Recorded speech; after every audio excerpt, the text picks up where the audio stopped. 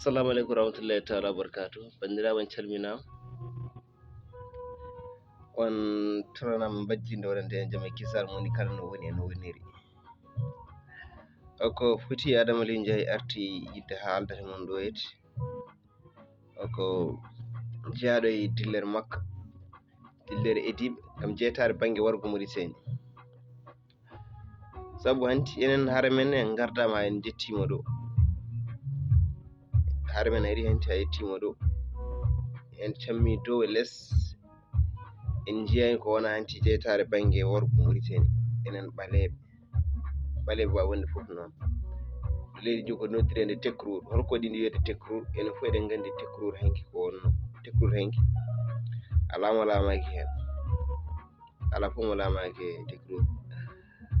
Mannankoɓe laamima e Tekruur mbiyama ko mandinkoɓe laamu manna. Askiya Mouhamed nde wari Teŋel Ba laamima Tekruur. On kam wona o ko cafata wadde tan en mbiyata Tekruur wadde ko leƴƴi ɗi fof rendini, wona sarkulleɓe julfuɓe. Laam termes nan ɗon ko sarkulleɓe julfuɓe ndenno ɗum arrele gala diidi. Wadde mbiyama ko Tekruur jiɗɗen fewndirde leydi godnodi hanki leydi deyre e potal e jamma kisal ndi ɗo hakke aadi yiyeteɗo ko ndin leydi jiɗɗen ƴettirde wurtinde. Sabu gonal ngal men e safal ɓe nde natti ɗum heɓtinde haydara haymo haalnaka ne andi eɗen gandi haydara en jeyani. Ene fof nomination ngaji mabɓe ne jaaha, kamɓe tan gonat, kamɓe tan keɓat, enen haydara en ngala hen.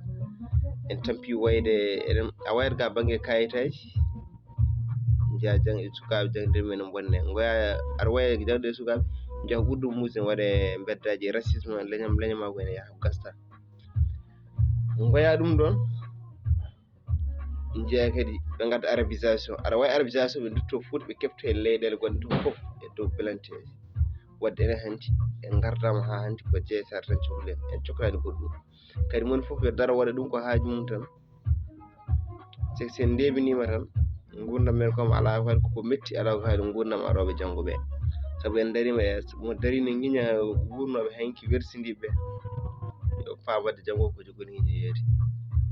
En gardama haare men en gari ha en jettimo ɗo hanti haare men hanti koko yonti bojji natti en goyi ha en tabbi en goyi waraɓe ɓe mbaɗi ko mbaɗanno en goyi fof aɓe mbaɗa boneji mabɓe nder wuuro en ɓeydo eɗen jokka wayde. Hanti bojji ko gasi, bojji gasi hanti wodi tan ko feccude leydi ndi yaaha banggue mum. Eɗen gandi ɗo ala ko ɗuminen ɗo haydara ɗo ha e nder armée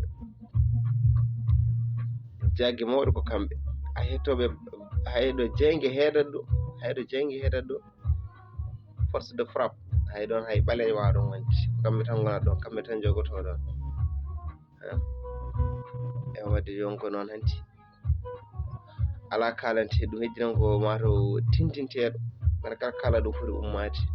Eyyi saabu en andi holko ɗaminɗa e ndiɗo leydi peewal ɗum ndi wawa fewde, ndi fewata hanti koɓe woɗɓe tan haaɓe ɓe nuumi koɓe namanno mbaɗi foof haaɓe ha gasi ha laaɓi hanti haydara heddaki. Wadde bandiraɓe ummoɗen e jonde hanti usten bojji kewɗi hanki yonii heddiyanko ƴoƴƴe ferte anda to yahat anda to yaɓɓat. e rewde mabɓe tan ne wulla no foti duuɓi hande ne wulle ha joni gasani. Wadde noon paami wadde ko ɗo tan ɗo heddiɗo ko ɗon tan heddoto. E o ko foti Adama Aliou Ndiaye haaldanno e mon ɗo ɗum mbiya Kamalenko satigi mo Tekruur. Wassalam, mi salmini on. ƴoƴ perta ƴoƴen perten.